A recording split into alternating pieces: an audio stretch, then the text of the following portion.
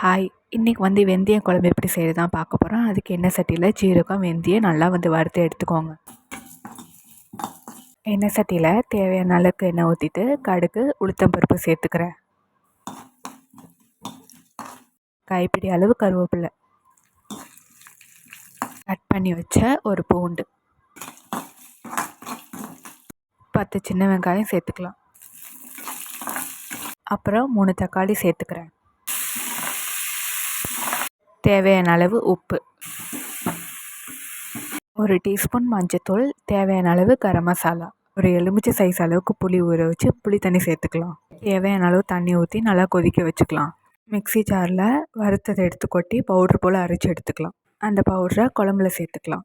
சேர்த்துட்டு கொஞ்சம் நேரம் கொதிக்க வச்சு சாதத்தில் போட்டு பாருங்கள். டேஸ்ட் சூப்பராக இருக்கும். நம்மளுக்கு கோல்டு அந்த மாதிரினா இந்த குழம்பு வச்சு சாப்பிடுங்க. அண்ட் பேச்சுலராக இருக்கீங்கன்னா இந்த ரெசிபியை கண்டிப்பாக ட்ரை பண்ணி பாருங்கள். உங்களுக்கு ரொம்ப பிடிக்கும்.